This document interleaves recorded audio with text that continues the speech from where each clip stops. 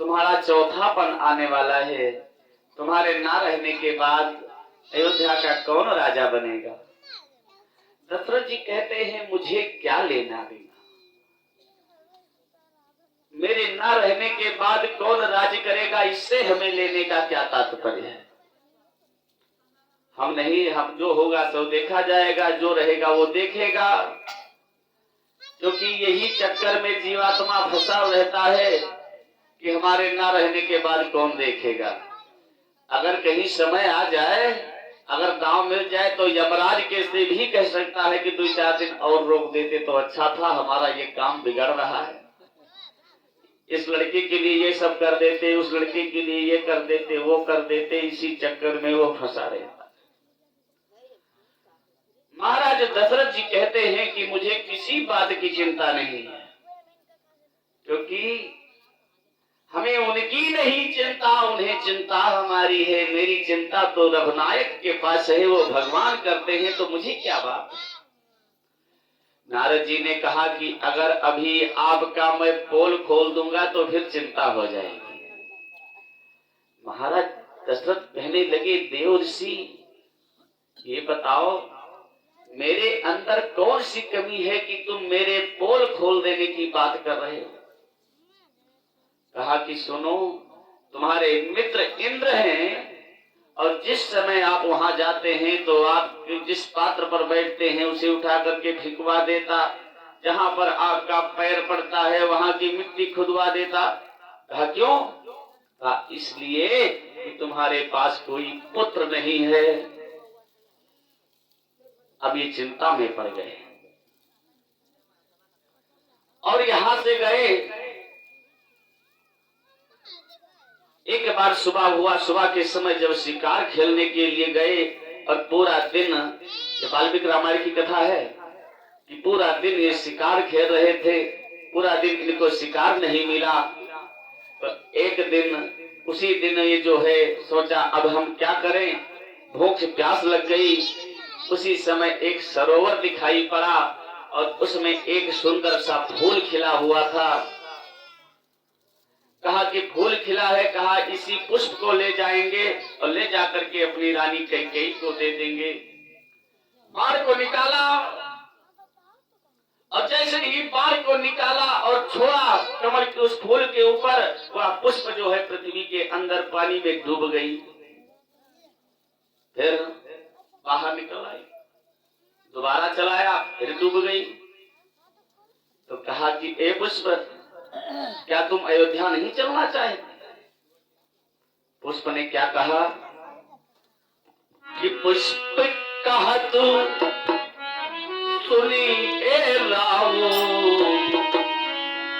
पुत्र कहत सुनिए रावो, और निर्बंशी के ग्रह नहीं जाऊं।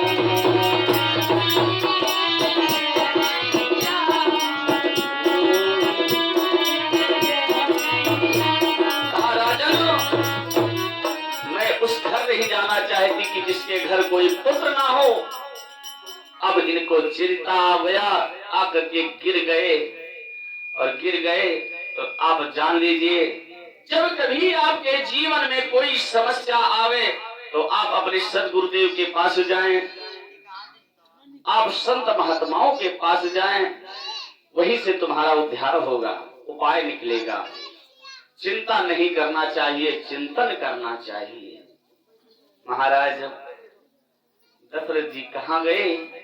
अपने गुरु वशिष्ठ के पास गए। गुरु गृह गया तुरंत मही पाला,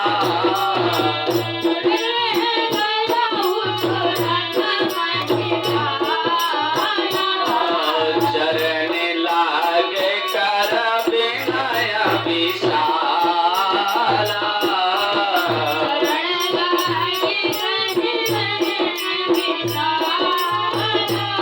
निज दुख दुखी सब गुरहि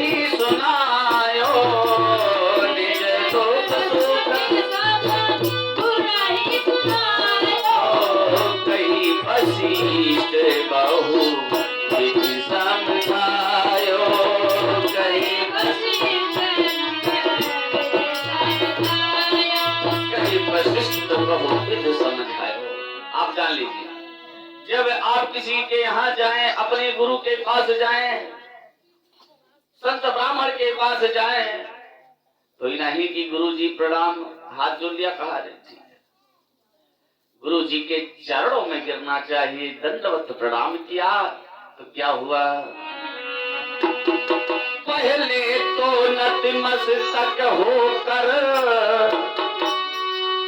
पहले नतमस्तक होकर कुछ पुष्प चढ़ाए चरणों में, कुछ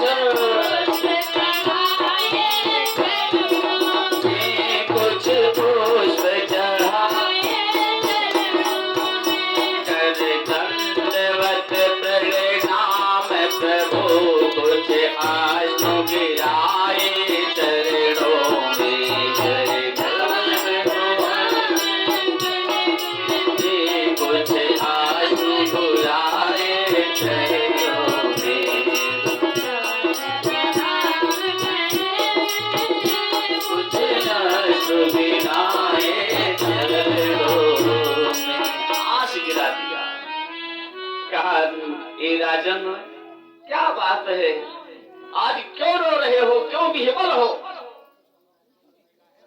कहा कि प्रभु, मेरे कोई पुत्र नहीं है, अब मैं आपसे पुत्र मांगने के लिए आया हूं। राजा ने, गुरु वशिष्ठ जी ने कहा, राजेंद्र, आपने अपने जीवन में मुझसे पुत्र नहीं मांगा, क्या कारण है, आप क्यों पुत्र मांग रहे हो? अरे राजेंद्र, व्यर्थ है यह विचार, कि राजेंद्र व्यर्थ है यह विचार, बेटा की वंश चलाता है,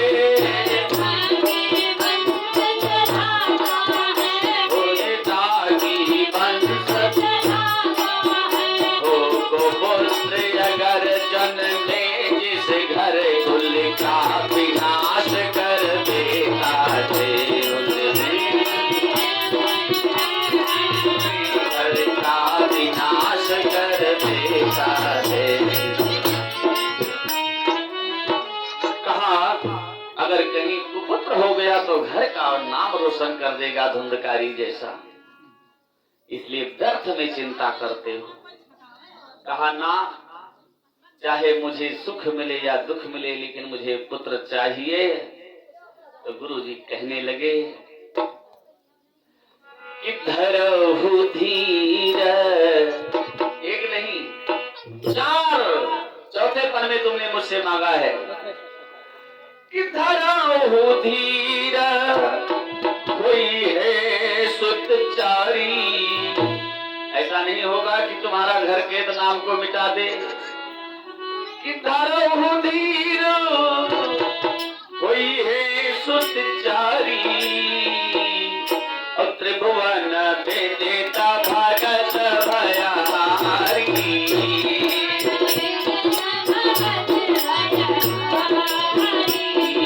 त्रिभुवन में देता भगति भयारी,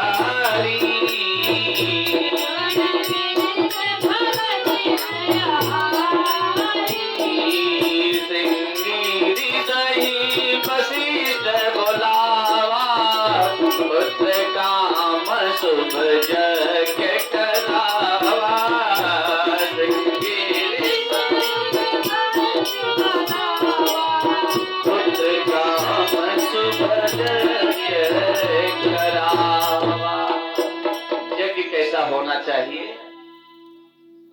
वशिष्ठ जी के द्वारा श्रृंगी ऋषि जी जब आए और श्रृंगी जी जब आज जो है हवन करने लगे, तो ये नहीं कि 5 उंगली में भर लिया हवन सामग्री, कह दो स्वाहा, तो अग्नि मां प्रज्वलित है, अग्नि देवता प्रज्वलित है, तो क्या होगा?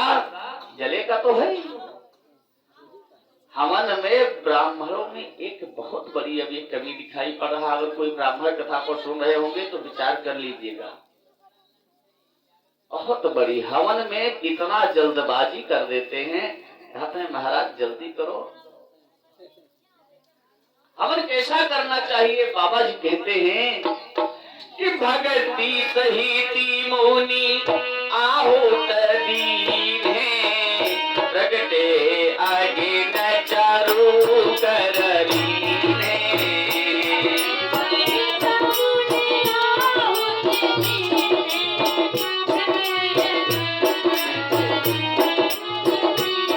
भगत सहित मुनि आहुत दीन है।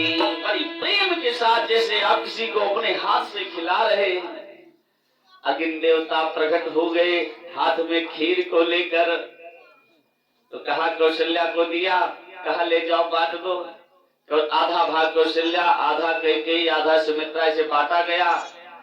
तो कैकेयी ने कहा कि ए राजन, सबसे पहले तुम्हें मुझे देना चाहिए क्योंकि मैं आपकी भोग पत्नी हूँ और कौशल्या आपकी राजमाता है, राजपत्नी है, धर्म पत्नी है। तो ये बात हो ही रही थी। कैकेयी ने कहा कि मैं नहीं खाऊंगी, पहले मुझे देना चाहिए। लेकिन कैकेयी जो है नहीं खाया और जैसे खेलिया लिहा रही, उनके हाथ से एक चील थी जो लेकर के भाग गई आकाश में, और चील को लेकर के गई। और सुबह का समय था, चैत्र महीना था, 1 महीना लगा था उस यज्ञ में। चैत्र महीने की पूर्णिमा तिथि दिन मंगलवार को उसी प्रसाद खा लेने से मां अंजनी के द्वारा श्री हनुमान जी महाराज का प्राकट्य हुआ। बोलिए हनुमान जी महाराज की।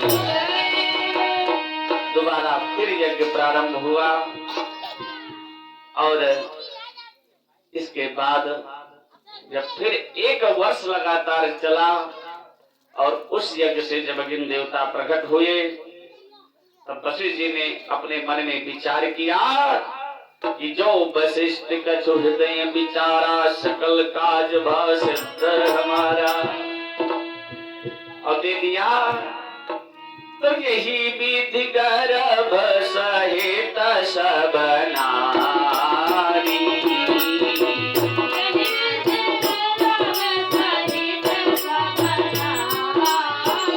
सभी लोग आनंदित होने लगी। सभी लोग समझने लगे कि जानो हम लोग गर्भवती हो गई, क्योंकि भगवान किसी के गर्भ में नहीं जाते। और बड़ा सुंदर महीना है, 9वीं तिथि है, चैत्र का महीना है, शुक्ल पक्ष है, दिन के 12 बजे हैं। हनुमान जी जो है भगवान प्राकट्य करेंगे, क्योंकि बड़ा सुंदर महीना है, 9वीं तिथि है। 9वीं अपने को पूर्ण तिथि मानी गई है। 9वीं तिथि अपने को पूर्ण मानी गई है। उसे जितना भी दौड़ोगे तो 9 ही आता है। जैसे 9 दूना कितना होता है क्यों? 9 दूना 18। 8 और 1 को जोड़ोगे तो कितना होगा? और 9 तिरिक कितना होता है? 7 और 2 जोड़ो कितना होगा? 9 चौक 6 और 3 जोड़ोगे कितना होगा? 9 बचे 4 और 5 जोड़ो 9 छक 5 4 वो भी होगा 9 सते 6 और 3 कितना होता है? और 9 8 7 और 2 कितना होगा? और 9 9 8 और 1 जोड़ो कितना होता है? 9 ही होता है। इसलिए भगवान की 9 महीने यानी पूर्ण ब्रह्म के रूप में अवतार ले रहे कि 9वीं तिथि मधुमास पुनीता,